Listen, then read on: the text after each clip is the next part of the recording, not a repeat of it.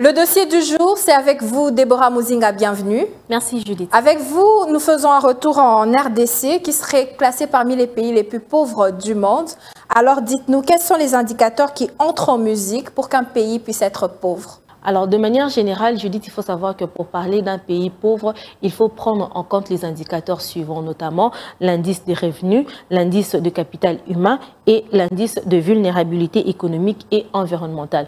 Alors, lorsqu'on parle de l'indice de revenus, on fait référence et cet indice se base sur le revenu national brut par habitant, et cela c'est un indicateur qui se calcule en tenant compte du PIB, donc du produit intérieur brut. Mais cela n'est pas tout. Quand on parle maintenant de l'indice de capital humain, on fait référence à deux types d'indices, notamment l'indice lié à la santé et l'indice lié à l'éducation. Pour ce qui est de l'indice lié à l'éducation, c'est tout ce qui fait référence au taux de mortalité, mais également cela fait référence au regard de taux de croissance. Alors, deuxièmement, l'indice lié à l'éducation.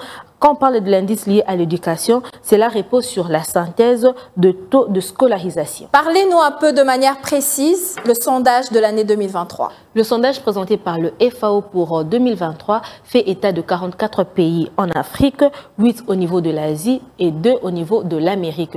Et dans ce sondage, la République démocratique du Congo était classée 23e pays pauvre au niveau mondial. Pouvez-vous nous faire une liste énumérée de ces différents pays classés les plus pauvres ? La liste fournie par données-mondiales.com fait état de 49 pays les plus pauvres, surtout au niveau de l'Afrique. Et d'après cette liste, la République démocratique du Congo est en 4e position. Dans la première position, nous voyons le Burundi qui vient avec un revenu national brut de 775 $, suivi du Centrafrique avec 1094 $. En 3e position, se classe le Mozambique avec 1164 $.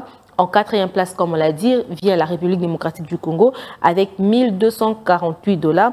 Et en 5e position, on cite le Niger avec 1492 $. Alors, on va finir avec cette question. Pourquoi la République démocratique du Congo est considérée comme un pays pauvre alors qu'elle a vu son budget s'accroître au fil des années ?